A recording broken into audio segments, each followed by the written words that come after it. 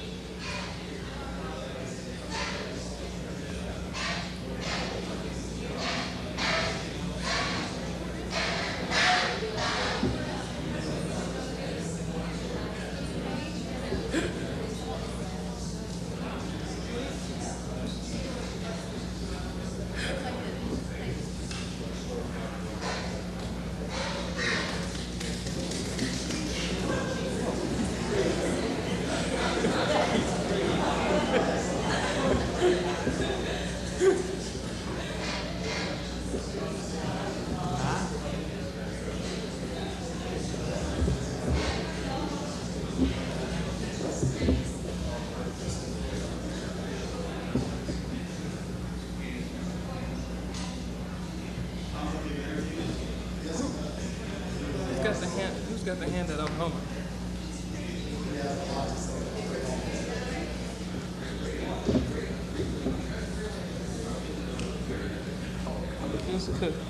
It's a big one.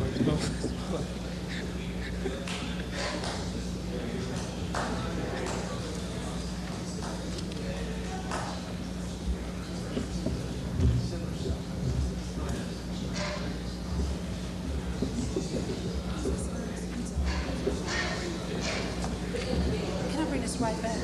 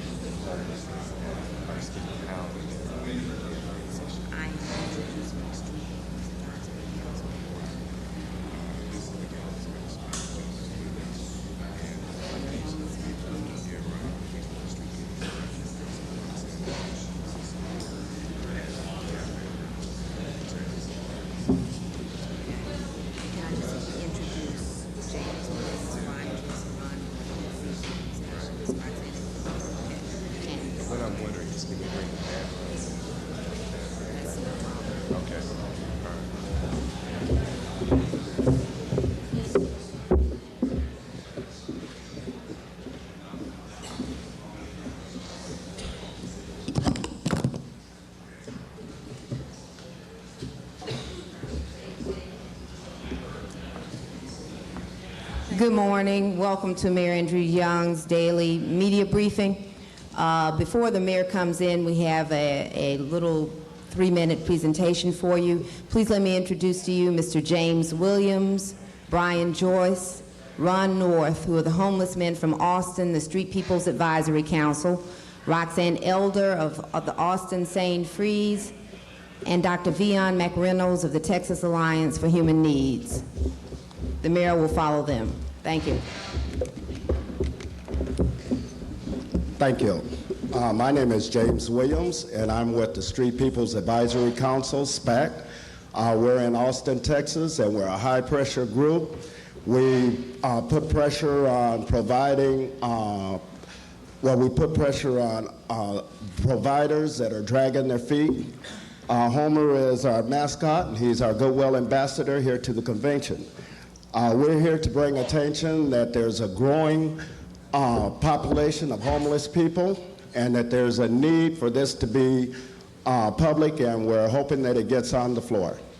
Thank you. Does anybody have any questions? Thank you very much.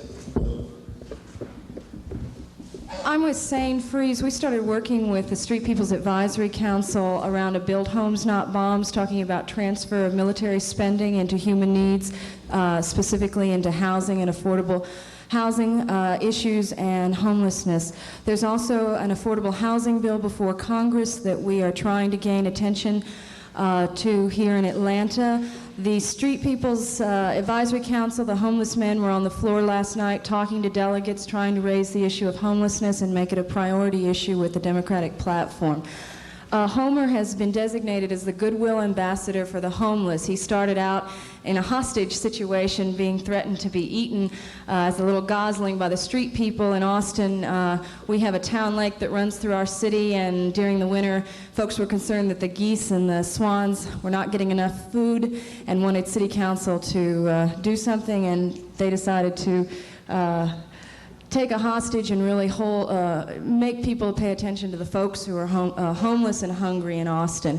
And so we met Mayor Young yesterday. He invited us down here. We thought, as one former ambassador to Homer just starting out on, this is his first diplomatic mission out of Austin, that he might have a few tips to give Homer. The Street People folks have a T-shirt to present to the mayor when he gets in here. If there are any questions, we'd be glad to take them.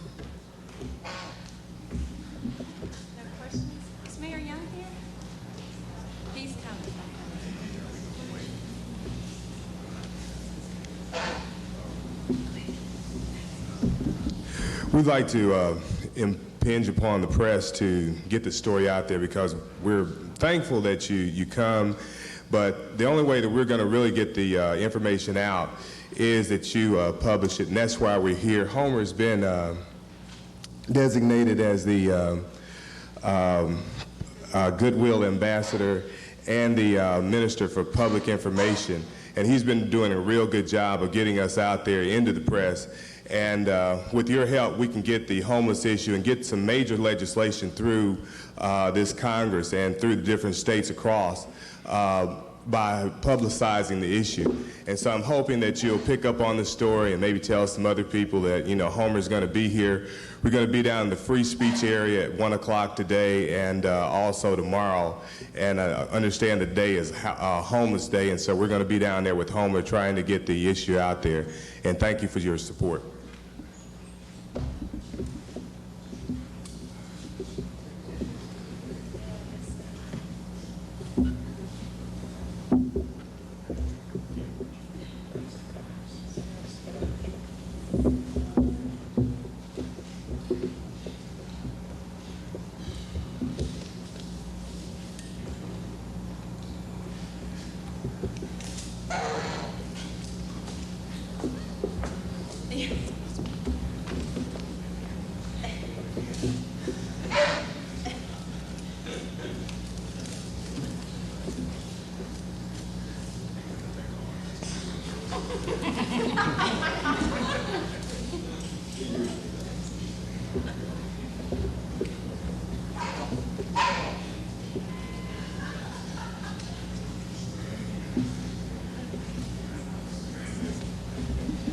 On Thursday this last week around the country, we started out with a Homes Not Bombs campaign in June. That was how Sane Freeze, which is formerly the Nuclear Weapons Freeze campaign in Austin, we merged nationally with Sane Freeze. Reverend William Sloan Coffin is our president.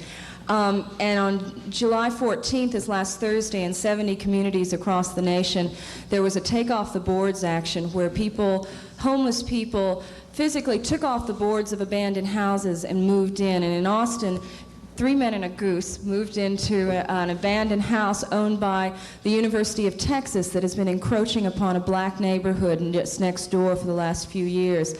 The 3 men and a goose were arrested. The 3 men were taken to the Austin Police Department, and Homer was taken to the Humane Society and detained for questioning. He was later released, and the 3 men here will go back to Austin on trial August 8th for criminal trespass, and we will be again raising the issue back in Austin. With all the connections with Lloyd Benson, for the last several weeks, we've been hearing so much about the Austin to Boston connection. And one of the reasons we decided to come to Atlanta, one was that a delegate decided that Homer ought to be here and let the Democrats meet some homeless people and talk about the issue. The other thing was we wanted to make the point that the real Austin to Boston connection is that all over this country there are thousands and thousands of homeless people who are locked out of the American dream because they cannot afford a place to live.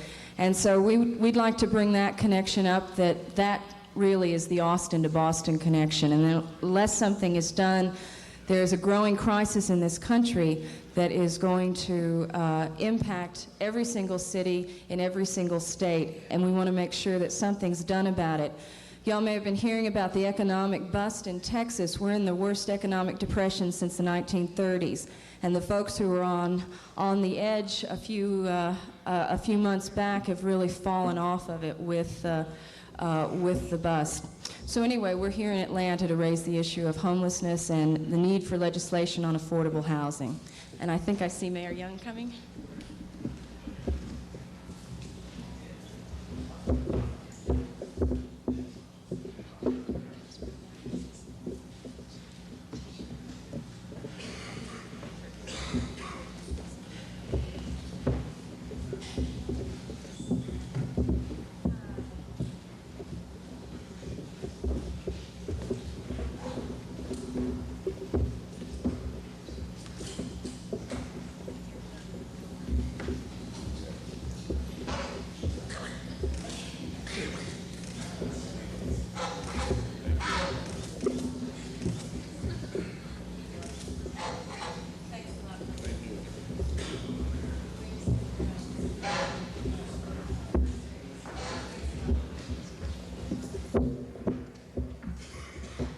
Good morning. One of the things that we were most anxious about as we anticipated the Democratic National Convention coming to Atlanta was our taxi service. And the chairman of the City Council Public Safety Committee that supervises taxis, Councilwoman Barbara Asher, began to work with our Commissioner of Public Safety and with our Taxi Bureau and developed a program known as Atlanta Ambassadors. I'd like Councilwoman Barbara Asher to come forward and give you a brief description of the Atlanta Ambassadors program.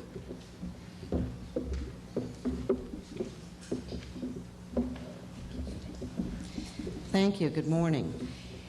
Approximately a year ago, just about the time that we heard we were going to be the beneficiaries of the Democratic National Convention, the American Express Foundation approached the city of Atlanta about a taxi driver training program.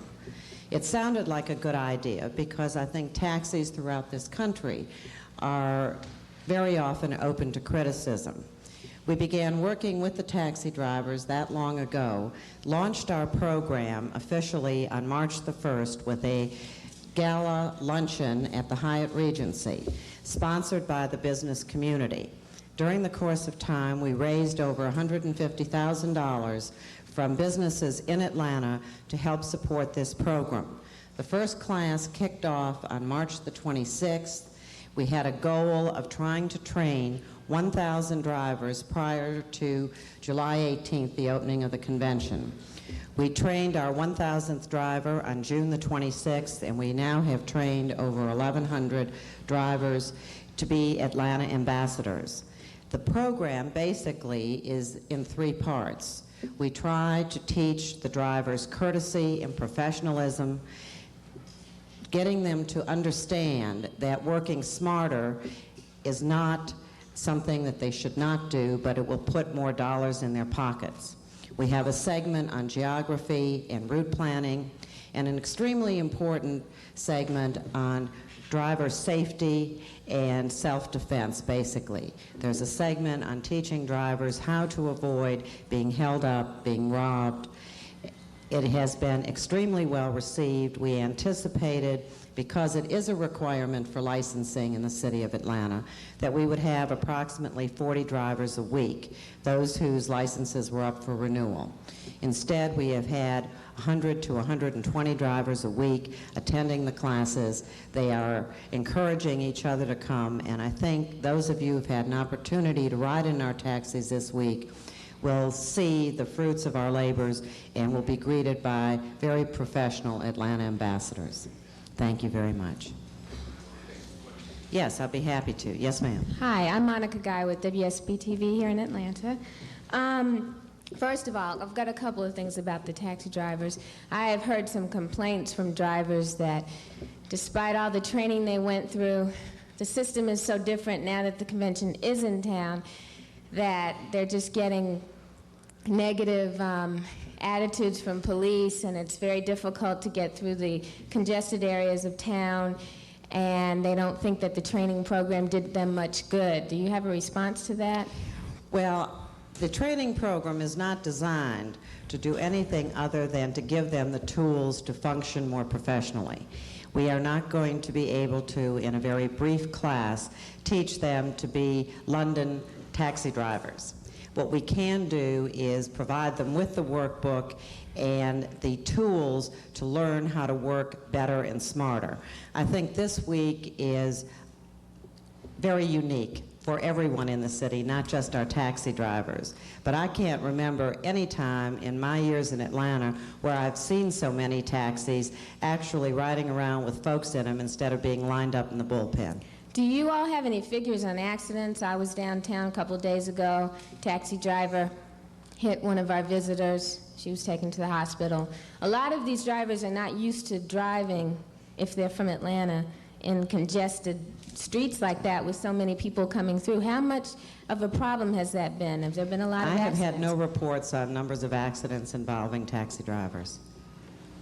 So as far as you know, it hasn't been a problem, or? Nothing's been brought to my attention that it's more of a problem than it normally would be. I think you hit the crucial point when you're in a very congested area with people just going in and out, crossing lines of traffic. There is a higher opportunity for accident, whether it's by a taxi driver or anyone else behind the wheel of a vehicle. Okay. Are there any other questions? Thank you very much.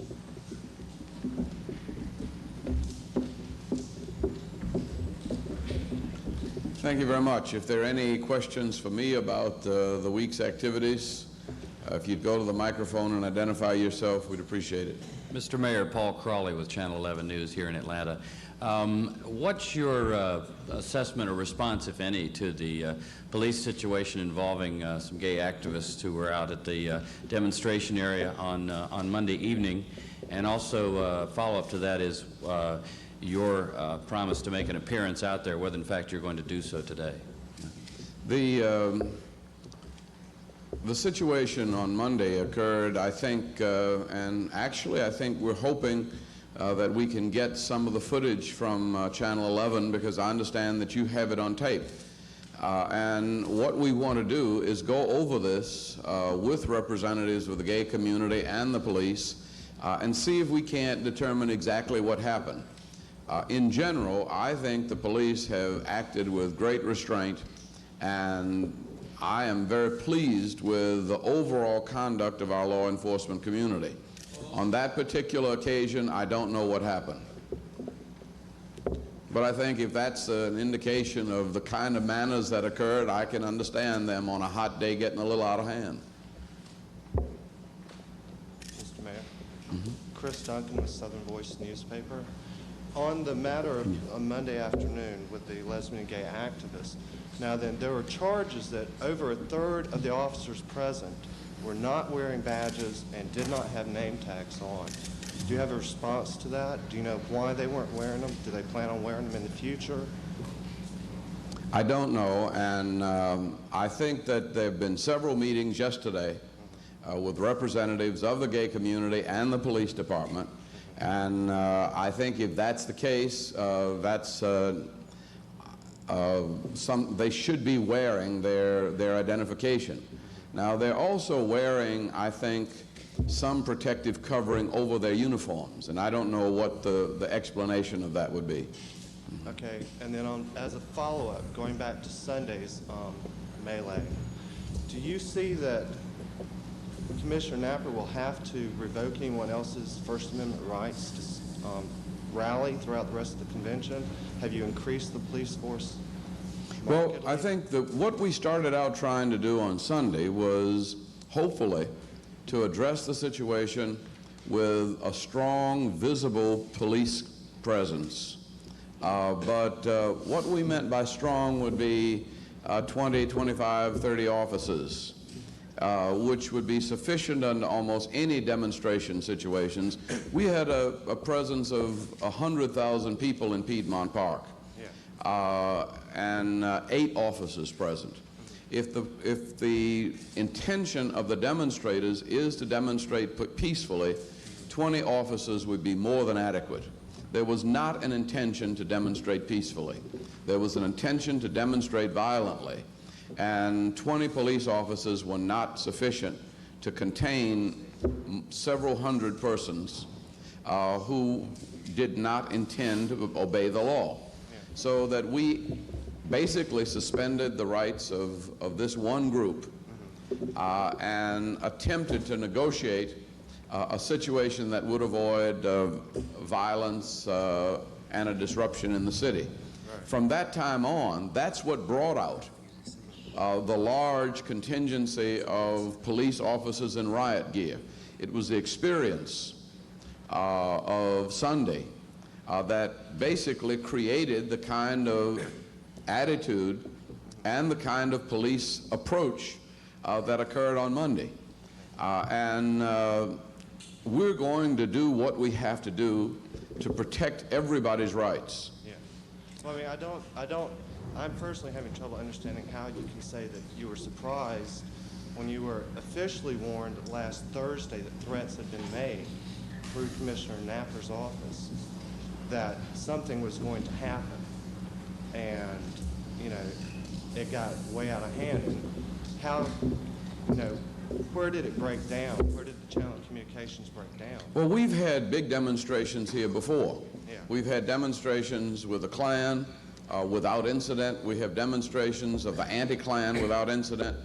And I think that it was our hope that the normal respect that prevails in this community for people of differing opinions would prevail.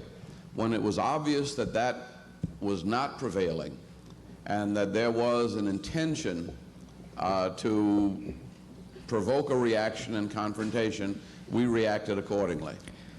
Mayor Young, my name is Rex Walkner. I'm a newspaper reporter with Chicago Outlines and the New York Native. I was one of the journalists who got trapped on Monday between an advancing wall of Atlanta police officers and another group of journalists. And I got squashed about 3 different times, lost a press pass, dropped my tape recorder, etc. It seems that the fundamental question involving this gay rights group from New York, which is called the AIDS Coalition to Unleash Power, or ACT UP, is whether or not they had a right to be walking on this sidewalk. And the police officers seem to be proceeding under the assumption that this group, ACT UP, had no right to walk on this sidewalk. Have you been able to examine this question? I haven't really. we have tried to provide opportunities for demonstrations, scheduled demonstrations, organized demonstrations within a determined area. And I think that the line between whether it's walking on the sidewalk or whether it is a demonstration outside of the area is one that I think is almost left on that occasion to the discretion of the officers on duty. There's no question in my mind that it could have and should have been handled without an initial show of force. It should have been, first of all, handled by simply informing people that you can demonstrate, but we would prefer that you do so inside the demonstration area. That brings up an interesting question. I mean, ever since I arrived in Atlanta, I've been a little bit perplexed by the concept of free speech being limited to one square block area. Can you comment on how that decision was made? Well, it's not free speech limited to one square block area. It's simply free speech in the area of the convention being restricted to areas that don't interfere with the movement of traffic and with the movement of persons in and out of the convention. If persons wanted to come over here to City Hall and have a demonstration, they were welcome.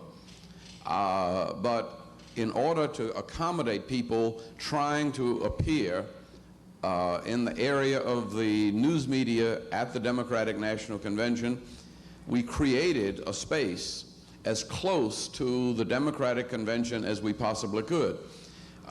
Compared to in New York in 1980 and 84, well, 1976 and 1980, you couldn't get anywhere near Madison Square Garden with a demonstration. In San Francisco, you were 2 blocks away. We thought we were being accommodating by providing a space just across the street from the convention. And that position was upheld in a federal court. One final question. This group from New York ACT UP has, if you determined that the Atlanta police officers reacted with unnecessary force after watching videotapes from Channel 11, and I saw it on CNN also, they've asked for an apology to the gay and lesbian community from you. Is that a likely outcome? Well, I would apologize anyway. I have no trouble apologizing for police officers in the kind of conditions that they're in. And I apologize because we've got these guys out there 12 hours a day. They're in this heavy equipment. They're in this hot sun.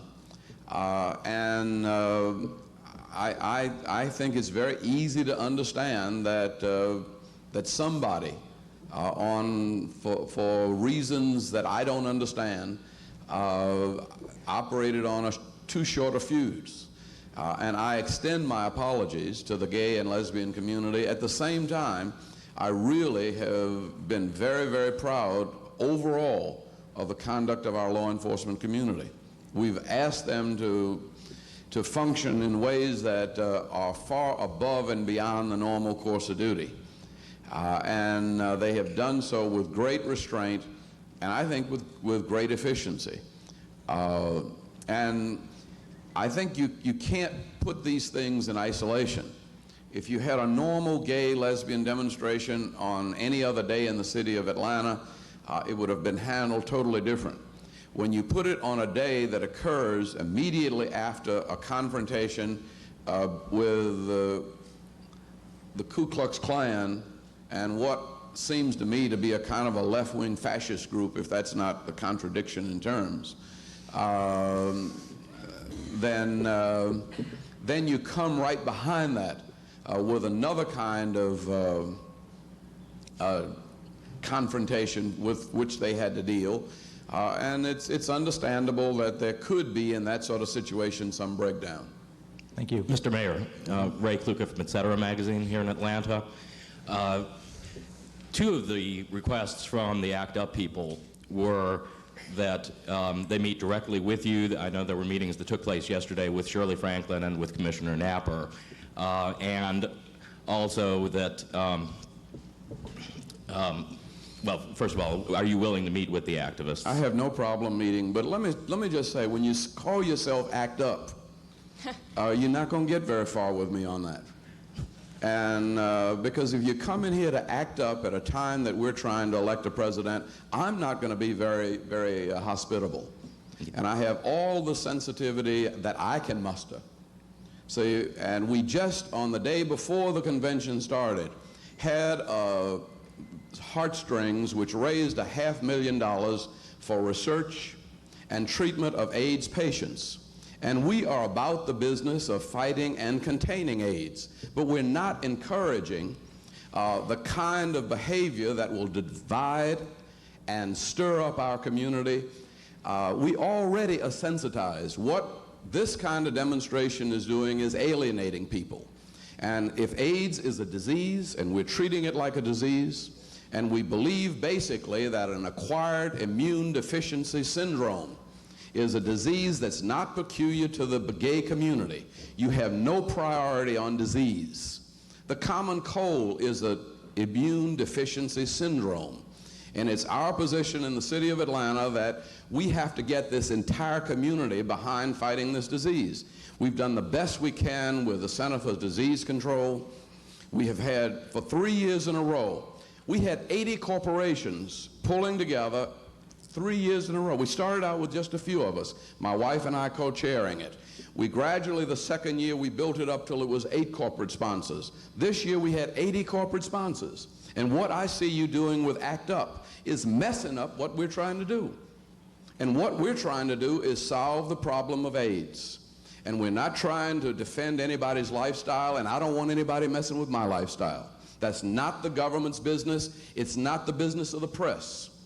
It's personal life, and that's protected too under the Constitution. But when we start making an issue of lifestyles, then I'm not going to be very sensitive, and I just have to apologize. Mr. Mayor, one other thing too, apparently some of the officers were wearing gloves at the demonstration, which in most people's minds is an affront on people with AIDS rather than any medically necessary step. Do you have a reaction to that? Well, my reaction is that if ACT UP intended to be provocative, they succeeded. And I think by the definition of, by choosing that name, then there was an intention to be provocative. We've had a liaison with the gay community in this city for at least 10 years. Our Civilian Review Board, there's a liaison with the gay community that meets regularly with the police. Every one of our police training sessions is involved in some kind of sensitive training. The last 2 police commissioners we've had in this city have both come from the San Francisco, Berkeley area. So it's not something that we're new to, but like everything else in the city, we're trying to handle it our way. And we think that our way in race relations has worked.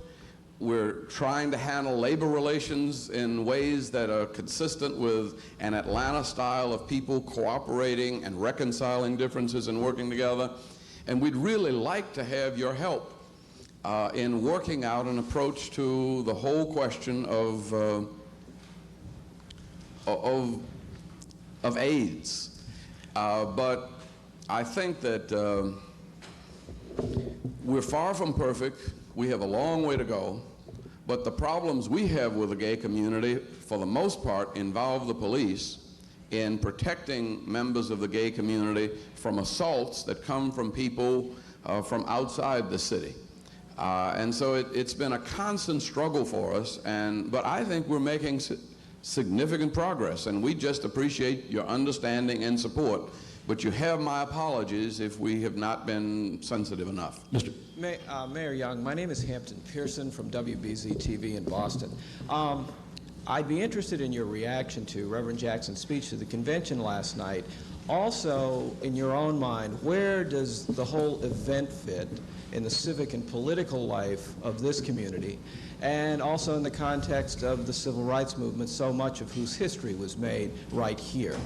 There were thousands of people outside the hall. Wherever you went, people stopped and listened. Would you respond, please? Yeah, I think that last night was a brilliant prophetic address. It was clearly in the tradition of biblical prophecy. It called us to be the best that we can be. And it challenged the Democratic Party to take seriously the problems that really affect people and the nation. And it challenged, I think, the kind of conventional wisdom that leads us to think that, you know, Contras in Nicaragua are our real problem in Central America. There was a consistent challenge to the conventional wisdom. It was a challenge that was a lofty challenge. One, though, that I think once the prophets have prophesied, it's up to the managers and administrators to implement. And I think the challenge to the party is to get elected. And I don't have any question. I believed and agreed with everything that Jesse Jackson said last night in principle. But once I become the administrator and the manager to try to get those things done, then I realize that financing them, reordering the priorities of, I mean, you just can't pull $150 billion out of NATO when there's a history of commitment. Most of these things will require competent management and serious discussions and negotiations. I think what Jesse Jackson was doing was setting forth an agenda that Michael Dukakis is probably the best person in our time, according to the Democratic Party, to implement.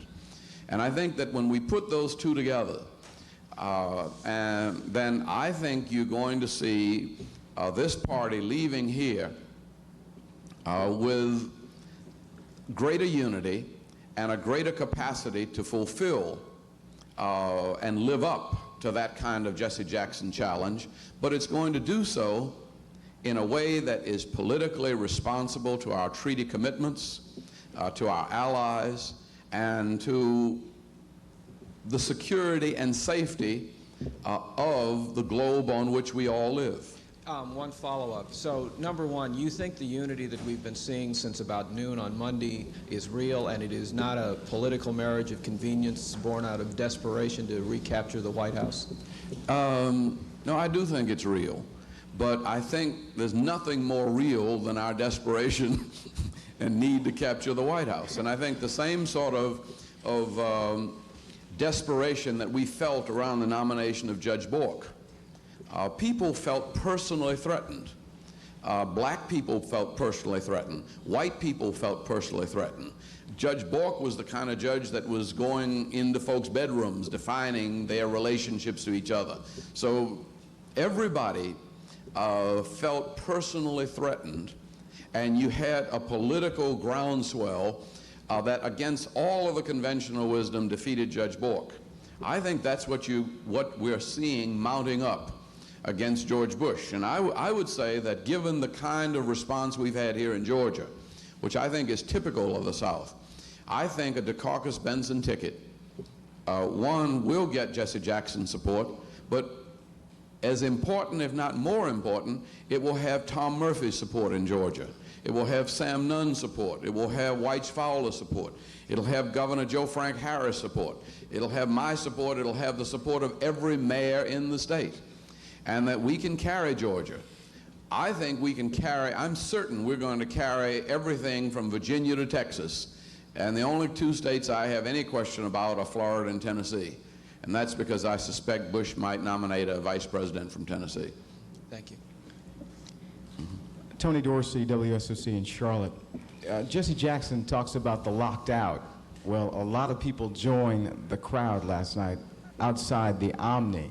Hundreds of people were locked out, couldn't get inside, delegates. Do you think this, first of all, what do you want to say to all those people, hundreds of people who couldn't get in, among them the relatives of the Martin Luther King family? Well, one of the things that we'd have to say, and as we said to the press, that we are having the first convention in the history of politics that essentially is a media convention. And the majority of the space in the Omni has been given over to providing media coverage for the almost 1 billion people around the world that are focused in on this convention. And I'm just sorry that we didn't get everybody in. I tend to think, too, that we've got about 15,000 seats in there, but we've also got about 15,000 news media. And the news media passes for the correspondents are almost the same as for the people who are handling the technicians. And I think what we had was a lot of people who normally would be working in the Georgia World Congress Center or who would be on assignment in other places deciding that that was the place they wanted to be that night. We were in a tough situation. Inside the hall, there was almost no standing room even in and around. The aisles were full.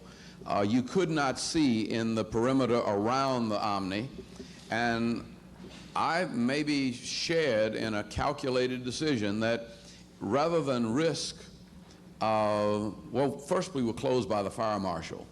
Rather than overrule the judgment of the fire marshal and overcrowd the place and create a situation where everybody would be uncomfortable and where nobody would really see, I thought that if we held up to the original standard that we set and that we informed the media of originally, that when we reach a certain capacity we're going to have to close, that most people would have gone over to the World Congress Center and would have sat down in front of the hundreds of television sets over there in very comfortable lounge surroundings, and they would have heard and enjoyed the situation, and I'd hope they'd arrange to get there earlier tonight. One final question. Do you think that this is a blemish on the city of Atlanta? Do you think it's been, I saw it on NBC, ABC, all the networks this morning about the problems. Delegates were very upset, and it's all over the place. Do you think it's a negative image? I tell you, we have been getting such good publicity. And I think that this morning was the first, I mean, I've even been getting good publicity about the taxi drivers. We've had no complaints up to now. And I thank God that we've gotten through 3 tough days. And if that's the only blemish we have, I am really grateful. And I apologize for people for not being able to get there. But I think overwhelmingly people are still feeling very good about this convention. But we have not said and we've not pretended that we're perfect. We just said, given the situation, I mean, there were 3 media satellite connections in the 1980 convention. We have about 115, 16 now. The crunch and the demand on the convention process is taking away space that normally would go to delegates and visitors. But at the same time, it's opening the political process to truly hundreds of millions of people around the world, but 150 million people in this country that are going to vote have got to be our major target. Mayor Young, I'm Denise Shannon from the Austin American Statesman. What led you to invite a goose to your media briefing, and what is Atlanta doing about its homeless? Yeah, I met the home of the goose contingent yesterday, and they were trying to dramatize the situation of homelessness, and we have encouraged that. I think we are taking a briefing with our task force on the homeless. Today, Anita Beatty and Jim Beatty are taking a delegation of concerned Hollywood actors to visit our shelters and to take a look firsthand at what we're doing with the homeless. For the last 7 years now, we have had 51 churches and synagogues that have opened their doors to the homeless. The city runs, in addition to that, 3 or 4 shelters that we open in the winter to handle the overflow. We feed between 14,000 and 20,000 people a day in our meals program, and we have training programs for particularly women and children who are homeless, that try to provide them not only with temporary housing, but during that process give them some kind of training and help them to find both daycare and jobs to get free of the situation in homeless. So we are working on it at a lot of levels. It's largely voluntary, and we've gotten very little, if any, state or government support. Mr. Mayor? Yes. WPC-TV in Pittsburgh, Patrick Walsh. I would just like to get back to Reverend Jesse Jackson. What do you see in his future in the Dukakis White House? Well, I would say that the role that he charted for himself last night and that he's been charting for himself through this week is, I say, the role of a prophet to the king. And that's not an uncomfortable role. That was sort of the role that Martin Luther King had in relationship to John Kennedy and Lyndon Johnson. Before that, it was the role that Frederick Douglass had in relationship to Abraham Lincoln. And Frederick Douglass lost power when he accepted an ambassadorship. I probably diminished my influence by accepting a position to the United Nations. But I was sort of in that position in the Carter administration. I think that part is very clear, that Jesse is going to continue to be the conscience of this nation on critical issues, particularly pertaining to human affairs. Mayor Young, Greg Freeman with the St. Louis Post-Dispatch. Looking at last night's convention, Reverend Jackson's speech, the significant speech given by Bill Gray, what do you see as far as the future is concerned of blacks involved, not only in the Democratic Party in the fall, but in government and politics in the future? Well, I see the black community realizing gradually over a period of time and building up into this election that the only way into the mainstream of the American economic dream is through political enfranchisement. I think not only have you seen that in this campaign, but I think you've seen that in the election of black mayors across the country. I think you're going to see, already are seeing a series of announced candidates for statewide office. Doug Wilder in Virginia, Roland Burris in Illinois, Tom Bradley has run in California, as has Merv Dymally, served as lieutenant governor. It's pretty certain that we will have somebody running statewide in Georgia. And I think we can see politics going to another level. And that will be Democratic Party politics. So far, there is, however, a Republican, black Republican running for the Senate in Virginia. It'll be interesting to see what kind of support he gets from the Republican Party. Can I follow that with a question very quickly? The name Colin Powell has been tossed out as a vice presidential possibility with George Bush. If, for example, the Republicans do select a black to go on the ticket as a vice president, do you think that blacks will go Republican in the fall? I doubt it. Because I think the same thing will be, I mean, I think you can't come to that office without a constituency. I think that was the weakness in the nomination of Geraldine Ferraro. And I think that the Republicans, in some sense, missed their opportunity when Senator Ed Brooke in Massachusetts was an elected senator. I think at that time there could have been a commitment demonstrated in the Republican Party that might have been more attractive to black leadership. Mayor Young? Yes. Michael Ostrowski, Close-Up Foundation. I was wondering, you'd mentioned that so far the only blemish had been the fact that people have been locked out. The other factor that hadn't been mentioned yet was the California and I believe the Texas delegation were complaining that the convention hall wasn't adequately suited for handicap facilities. And so that, coupled with the fact that, with the reception that a gay lesbian, albeit a militant gay lesbian group faced, how do you think Atlanta appears to all those people who see it during the convention? How receptive do you think it appears to minority views? Well, I think that last night, as I was leaving, I did see a number of vehicles for the handicapped. My own mother is in a wheelchair and has been back and forth to the convention. It's you have to know your way, but it is possible to get around with limited handicaps.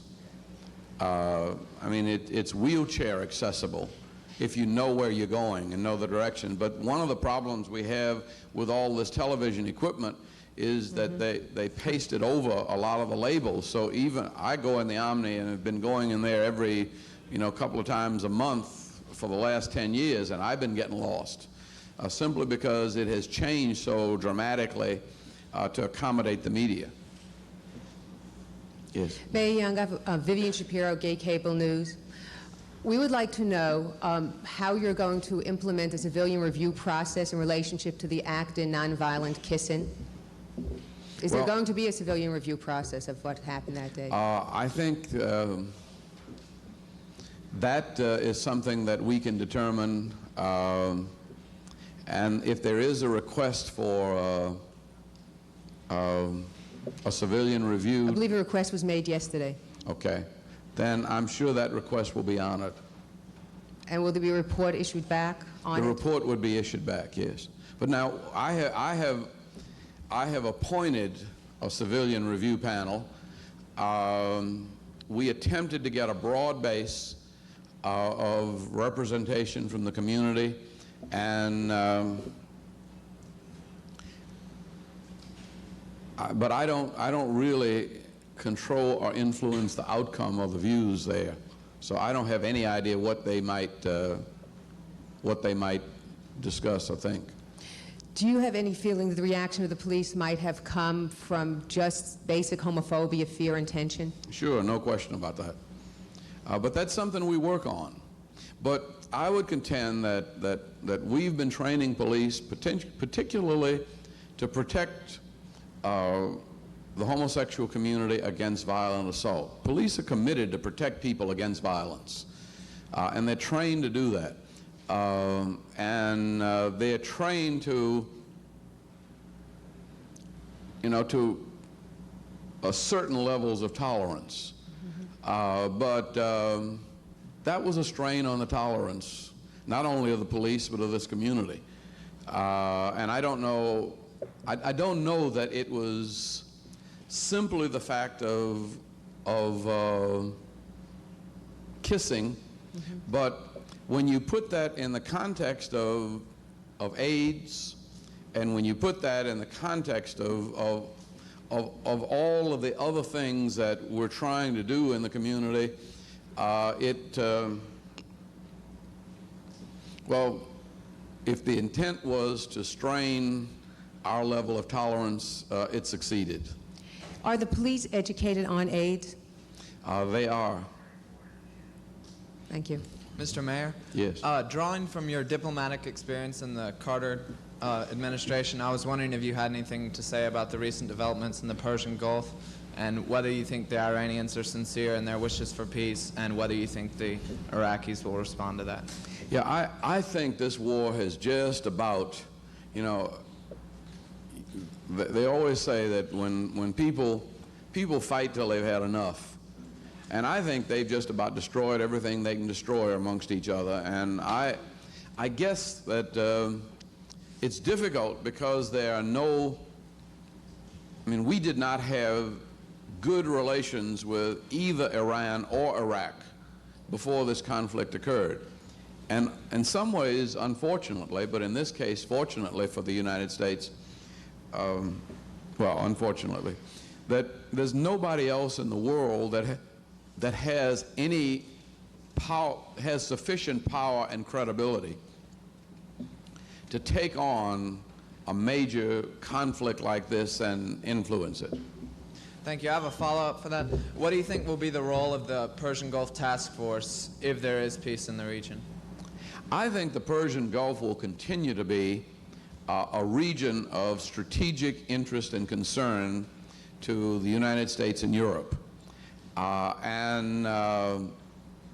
think what we are going to have to do is realize that there's an intersection of geopolitical and cultural phenomena.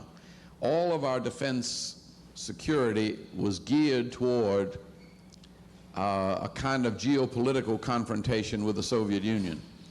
What we ended up having was a religious confrontation between Shiite and Sunni Muslims. And we were completely unprepared for that sort of religious and cultural tension in the region. But for everything north of the equator to the Mediterranean, there is a kind of militant Islamic fundamentalism that is going to be an increasing power factor in stability of that region. So I think the first thing a task force has to do is to begin to get a lot more in-depth understanding of the situation. Thank you. Let me thank you very much and urge that we'll see you tomorrow, and thank you.